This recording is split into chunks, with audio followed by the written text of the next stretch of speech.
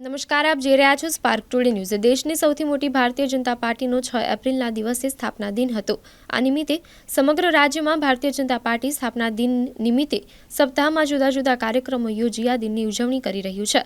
ત્યારે ભારતીય જનતા પાર્ટીના 46મા સ્થાપના દિન નિમિત્તે ડભોઈ દર્ભાવતીના ધારાસભ્ય શૈલેષભાઈ મહેતા તેમજ પ્રદેશ પ્રવક્તા મયુર સુથાર સહિત સાંસદ જશુભાઈ રાઠવાના અધ્યક્ષ સ્થાને ડભોઈ તિલકવાડા રોડ ઉપર આવેલ પાર્ટી પ્લોટ ખાતે ભવ્ય સક્રિય સદસ્ય સંમેલન યોજાયું હતું। આ પ્રસંગે જિલ્લા પંચાયત પ્રમુખ વકીલ અશ્વિન પટેલ, શશિકાંત પટેલ, શહેર પ્રમુખ દીક્ષિત દવે, તાલુકા પ્રમુખ અલ્પેશ શાહ, નગરપાલિકા પ્રમુખ બિરેન શાહ, તાલુકા પંચાયત પ્રમુખ રાજન તડવી સહિત મોટી સંખ્યામાં ભાજપ આગેવાનો ઉપસ્થિત રહ્યા હતા।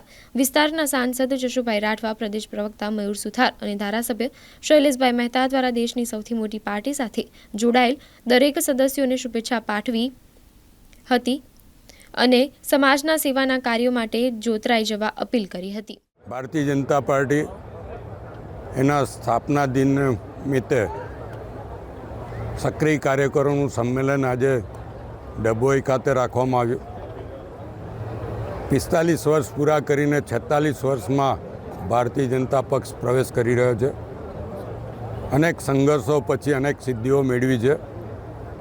જે રીતે અત્યારે દેશમાં નરેન્દ્રભાઈ મોદી અને અમિતભાઈ શાહ કામ કરી રહ્યા છે, એ જ રીતે ગુજરાતમાં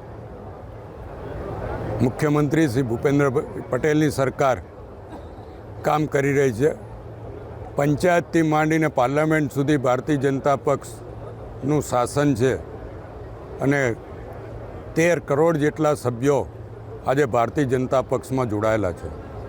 ત્યારે પાર્ટીના સ્થાપના દિવસ નિમિત્તે આજે સક્રિય કાર્યકરોનું સંમેલન, અને આપ જોઈ શકો છો કે મોટી સંખ્યામાં ડભોઈ વિધાનસભાના કાર્યકરો અહીંયા ઉપસ્થિત રહ્યા છે અને તમામમાં એક નવો ઉત્સાહ, નવો સંચાર છે।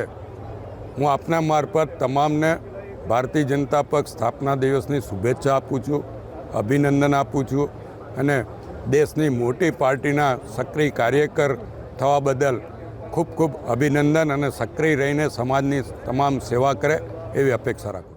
આજે ડભોઈ વિધાનસભાનું સક્રિય સદસ્યનું સંમેલન હતું। પાર્ટીની વિચારધારાને છેવાડાના માનવી સુધી મૂકવા માટે આજે સક્રિય સભ્યોના માધ્યમથી પાર્ટીએ જે બલિદાનો આપ્યા છે અને જે પાર્ટીએ બલિદાન આપીને પાર્ટી મોટી થઈ છે એની વાત કરવા માટે આજે પ્રદેશ તરફથી હું આવ્યો હતો। આજે ડભોઈ વિધાનસભાના સૌ સક્રિય સભ્યો હાજર રહ્યા હતા અને 6 એપ્રિલ જે પાર્ટીનો સ્થાપના દિવસ છે સંદર્ભે વાતચીત કરી છે। ભારત માતા કી જય।